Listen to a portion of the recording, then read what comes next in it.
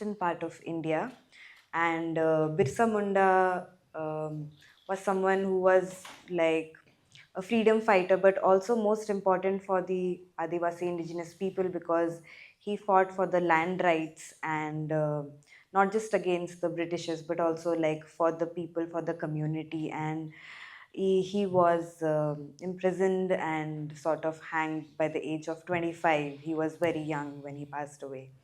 The film Paika is an acrobatic dance form which used to be performed during the time where was like before the Britisher time. There was kingdoms and the Paikaris used to dance as cheering for the army when they used to go to fight. But whenever the army used to be less, they themselves used to not just be performers by fighters as well. And now we still sort of take pride in the culture that we have and we still perform. We not just perform for like like how Pandya ji, who has been performing it for more than 25 years, said that we do go and perform in cultural gatherings, but it's also that we perform for our own self, and the performance are usually narratives. Like in this one you can see it was a narrative about the Britishers and the struggle that was there. However, these dance are generally 1 hour long. Now you when you see, it's like a 2 minute edition of a 3 act that's there, which has beginning, middle, and end. So there are different narratives that are performed, and there's a story each and every time. Yeah, thank you. I had a question actually. Okay. So, how connected is it with the Chow dance? Oh, yeah, thank you for the question. So, Paika as a dance is like a precursor to the Chow that we know now. Chow is another acrobatic dance form in India. There are three types of Chow dances all over India. One is performed with the mask, which a lot of people in the mainstream India know because of the mask that's there, which is very elaborate and decorative. And in a lot of Bollywood films, in a lot of songs, it has been shown. So in the earlier forms, when you can see with the sword and the shield, people used to dance more, sort of like flexibly, and like now in the film that you can see that they perform more in a stage like manner because generally, as Pandyaji said, that they usually go out to perform. Mostly when they went out in European context, the idea of stage is more frontal. But when it comes to our community, we have like a 360. As you can see, the villages were sitting like across in the 360 manner. But it also shows like how a lot of times to, like a lot of time when uh, we want to represent our own thing, but when we want sort of attention in terms of the Western, a lot of times we adapt. And it's also trying to show that whatever is there, it's embraced as what is now, not trying to sort of show how it was earlier. Like now, they wear t-shirt and then they tie the cloth around. Earlier, they used to directly tie the cloth around to have the more grip in it. So I wanted to keep it as much real as how people use now, the kind of decoratives that are there of like plastic, of cloth, of the feathers. So everything is like coexisting together. Yeah. Traditions, they have to be maintained, and often the context of traditions, they change. My question is how much is this playing out in your case? The Paika is it a revival? Has it become more important? Is there more emphasis on, as the word we have used, refers the different traditions? Is that more, is there more motivation to keep them now than before? Or is there a movement in the use of tradition for maintaining and expressing local identities? And why is that? Okay, thank you Utu, for the question. One thing I would like to show, because when we were also making the film, we were also talking with the children, the girls, the women in the village. And so Paika's, Pandyaji's daughter herself said that, like we always see, like earlier when only men used to go and perform, but now like all the younger girls also like are now practicing and learning. They're also performing in their own school. So it's like all those, when it was like made, was a very specific context that it was made on Pandyaji, so it was more focused on a character documentary. However, there are other aspects when we see that Paika is sort of a metaphor which also tells not just about the dance but also about the Munda community. It's also about all the instruments, it's also about the culture, and it's also about how through a dance we are sort of asserting our own identity in today's time. And the way, like how Pandyaji said that, like India is a very big nation when it comes to indigenous people. There are more than 700 plus indigenous communities in India, but very few, like our our own people don't know ourselves. And how he mentioned that when we had gone abroad, a lot of people have embraced and like seen like, oh wow, what a beautiful culture, but when it comes to our own country, a lot of us who are minorities are never given like a visibility in terms of. And it is when we dance or when we sing, it's for our own self that we do. So in our language we have a proverb that I would like to say. It says, I'll say it in Mundari. So the language that you see or hear is Mundari is an Austroasiatic language. It's not an Aryan or a Dravidian language. It's a language which you also find in Laos or Vietnam. So we are more inclined, and the way our community is more closer to the Southeast Asian countries. So the proverb goes like Senge Susun Kajike Durang, which means our everyday conversations are our songs and our everyday walk of life are our dance. So we really believe in whatever we do, our experiences, our rituals, our ceremonies, our dance is our knowledge that we pass on to next generation. Just I'll add one more thing that when Pandyaji said that, when I try to teach my son the dance, because when I won't be there, people will ask that, didn't you learn dance? So the film, if I'll say, it's been like almost 10 years now this September that when I was shooting the film. And now Jagannath, when we were shooting, he was so inspired by film as a medium that now he himself have a YouTube channel, and he himself produces music videos, he himself sings and dances, and he has almost like 5 to 6 lakhs of like views in each video. So I also believe that film is also as a tool medium very empowering for our own communities to tell our own stories, as how yesterday Ashish was talking about. Like it's very important for us to take that. Thank you. Maybe I should just add, I'll just add one point. Maybe you can also talk about Nachi Se Bachi, what Ah, Ramdal Munda yeah. was. So the in the starting of the film, I had said that the film is also in dedication in memory of Dr. Ramdal Munda. Dr. Ramdal Munda is very important to indigenous community people in India because he's one of the indigenous scholar, musician, activist who went abroad. He was almost, I think, the first person after Jaipal Singh Munda who must have gotten to US to study, and then he came back to India. And he was also one of the person who was a very important leader for the formation of Jharkhand state when it was segregating from Bihar. So he says that Nachi se bachi, which means if we will dance, we'll survive. It is not dancing for the others, but it's also dancing for our own selves to always remind us of who we are and what it means to be an indigenous Adivasi person.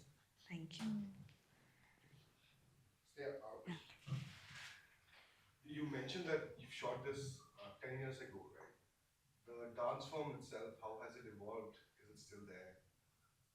Who's performing it? Yeah, so generally earlier, like how when people used to dance, it was more about, it, like as I said, it was a 360 platform where people free formly perform very spontaneously, but now it has changed to more of a theatrical stage like dance. And now there are many different groups. For example, this group is called Mandali. Mandali means different groups. So there are different groups which perform. There's one another aspect that you see, he had mentioned that we also dance in marriages. So in our culture, in Munda marriages, when bride and groom they are about to marry, both side they invite a paika group, and these paika group battle, and sort of in the end they hug each other, saying that we are now like two families, and two people and two dance Coming groups are like, together. coming together, and like it's a symbolic representation that even after all these fighting and all,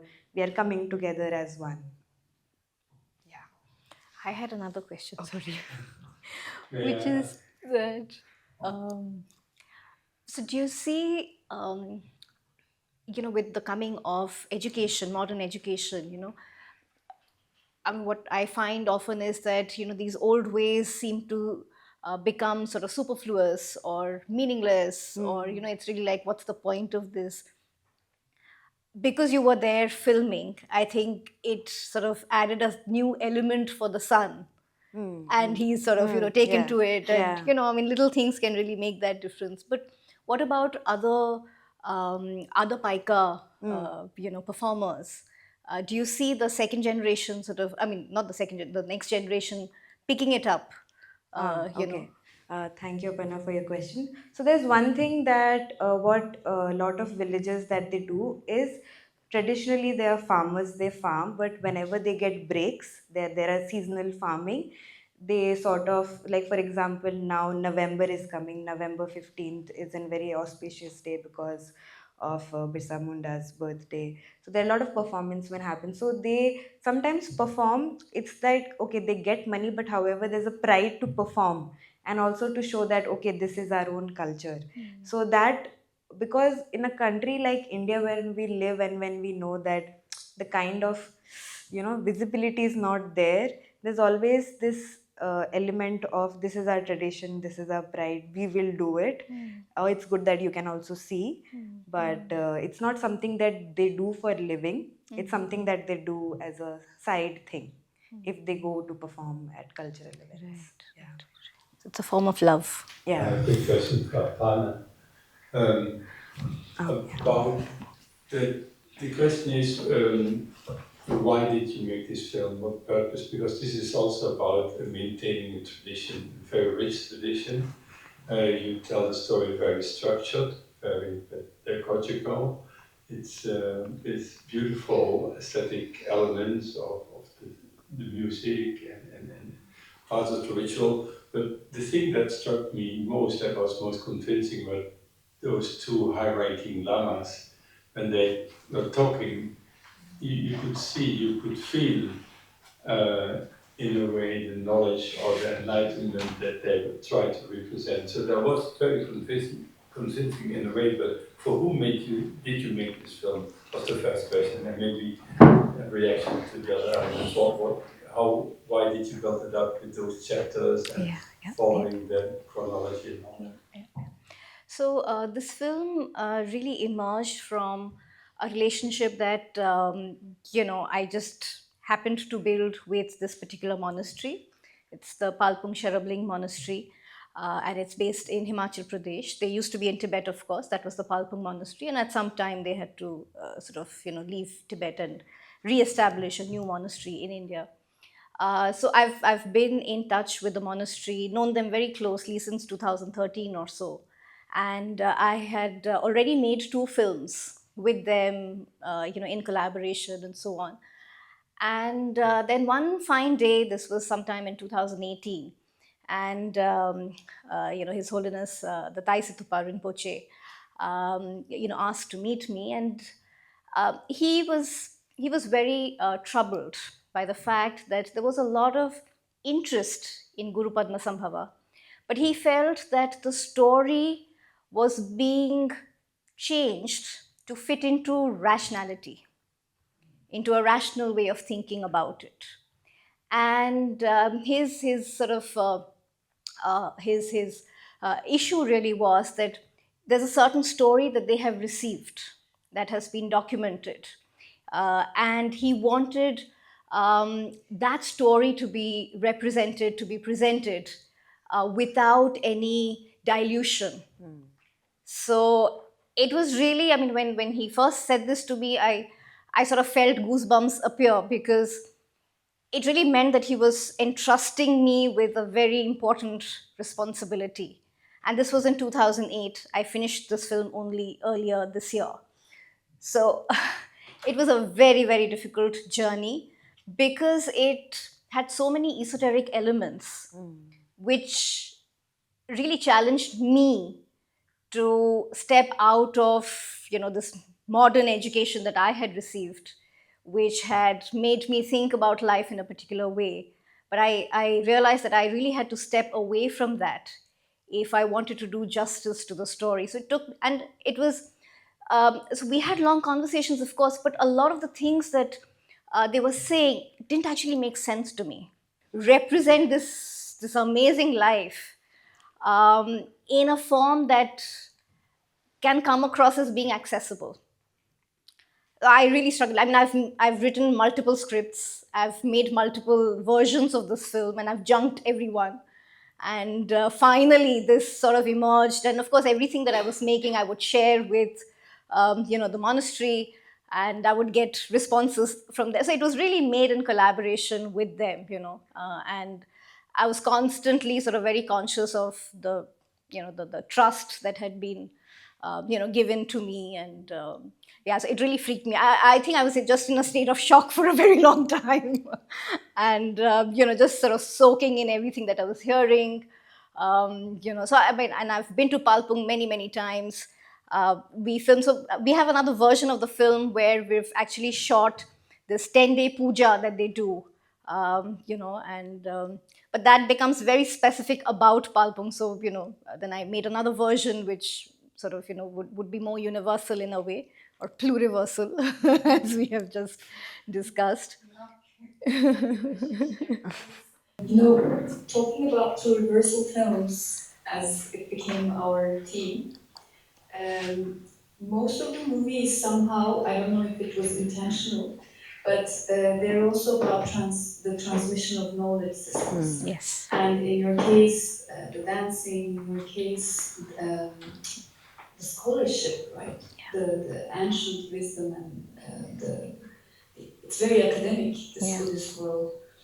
And then we have the weaving yesterday and the astrology and so on. So I would like to know your opinions about, was it intentional for you when you were filming that you were also looking into these knowledge systems? Or was it that as something you were receiving by being in the process of, I don't know if it makes sense, but for instance, in anthropology, we do talk about indigenous knowledge systems, and this is the closest we get when we are in scholarships, because we need to justify that indigenous knowledge is not just something else, Yeah. but it is a knowledge system. Yeah.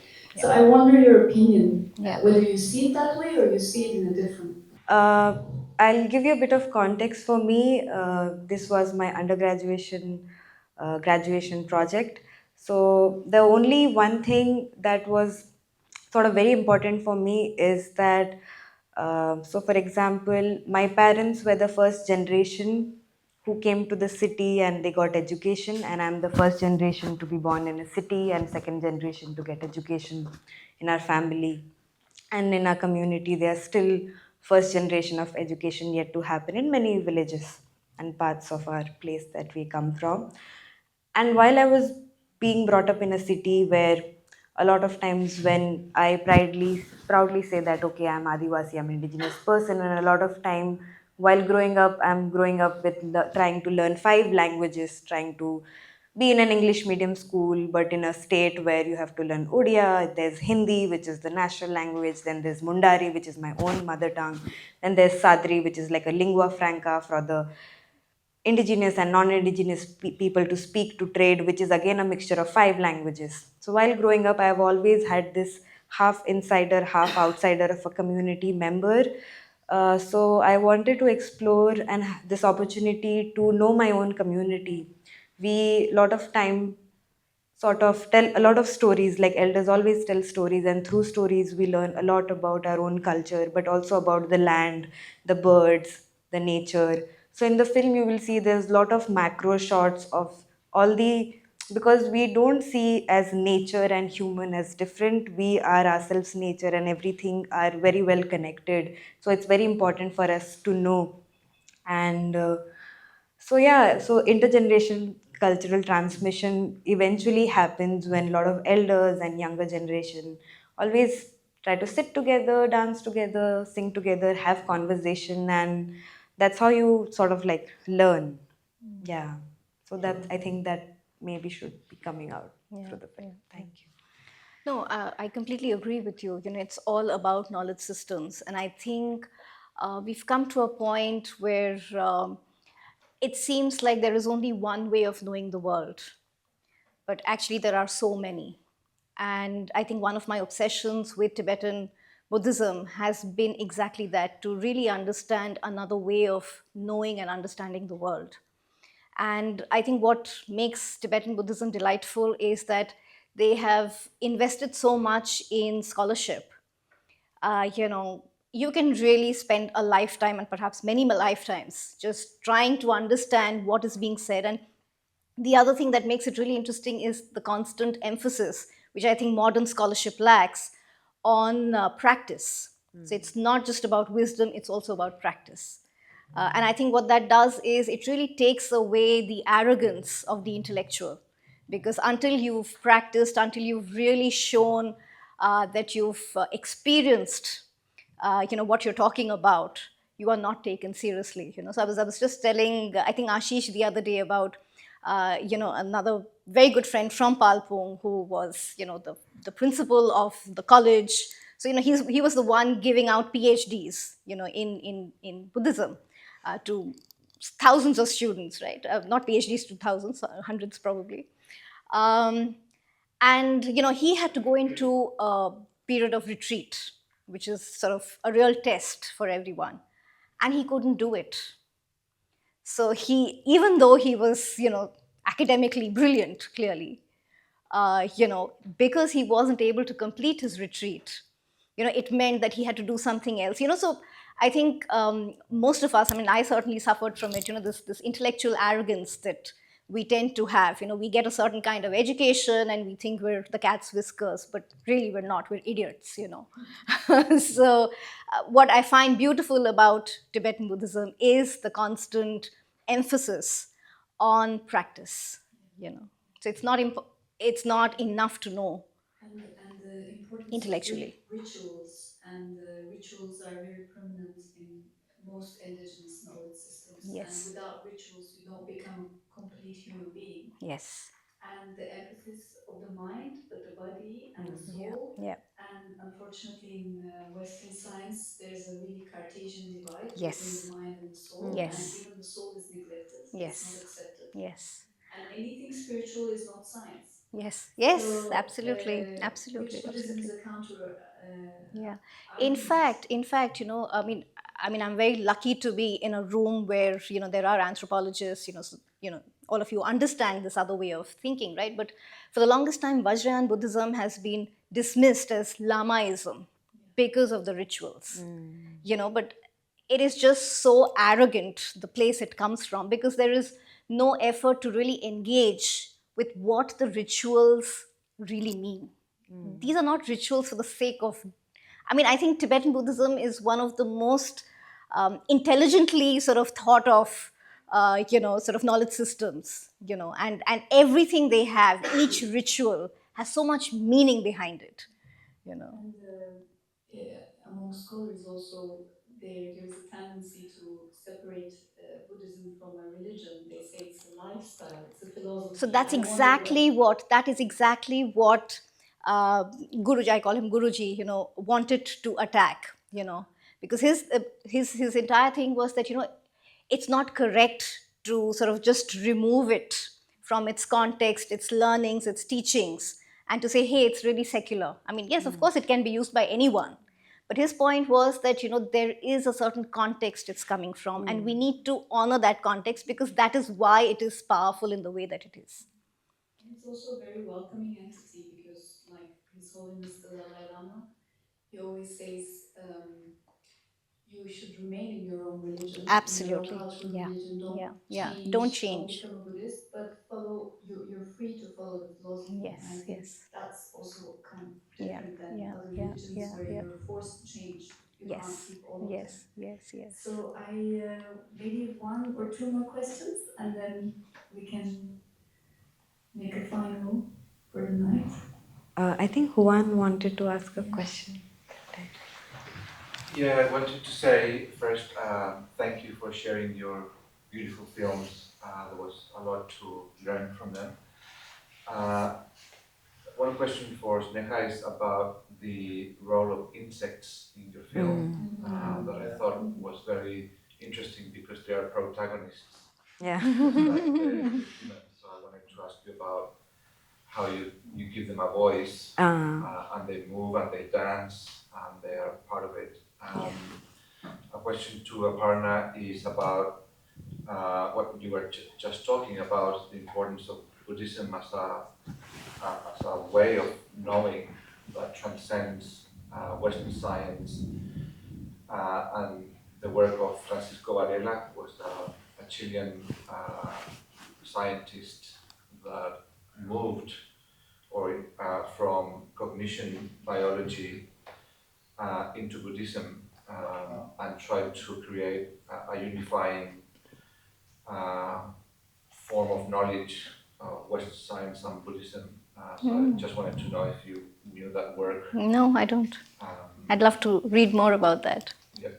So thank you so much for the films. They were Thank amazing you. films. Thank you.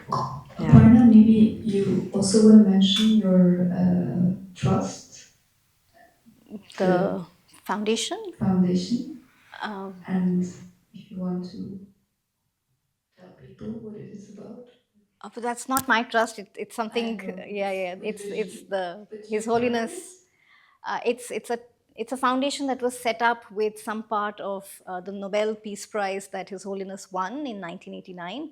It's called the Foundation for Universal Responsibility of His Holiness the Dalai Lama. And I mean, yeah, I work with them on various things. It's my way of sort of staying in touch with. Yeah, yeah, But yeah. this movie was in relationship. No, no, no. So this was made in association with the Palpung Monastery. The Palpung Monastery at some point had become my second home. And I strongly believe that my daughter was Tibetan in her earlier life. So, Me too. I believe we were Tibetans too because of my surname. But cool. I So think I guess Sneha's Sneha also answers, and then Oh, okay.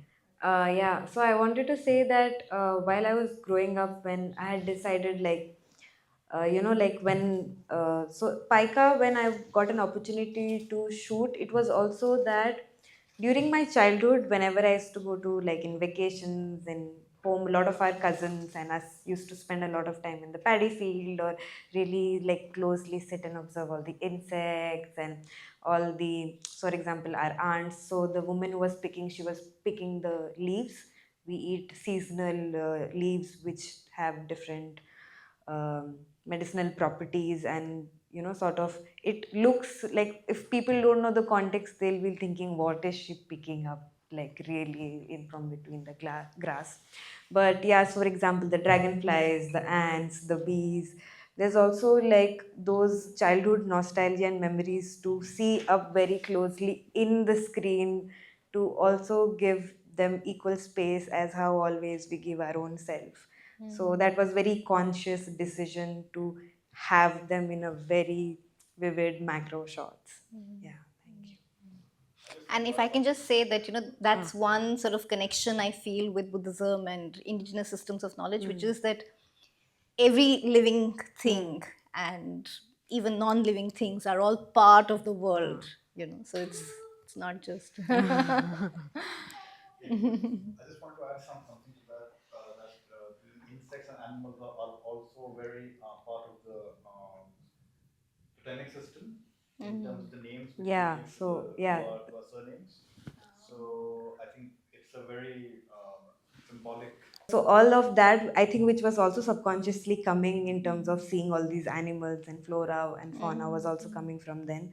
And what Ashish was saying, that each of us, we all belong from different clans which are totem. For example, my totem is tuti, and tuti is a kind of grass, and each clan has a story of whatever totem they have to protect that totem, whether it's a stone, whether it's a animal, whether it's a bird. And with each totem element, there's a story of migration, of how that So specific totem, you will get to know which geography they are located in. So these are also a lot of knowledge that you get to know by understanding which clan you come from.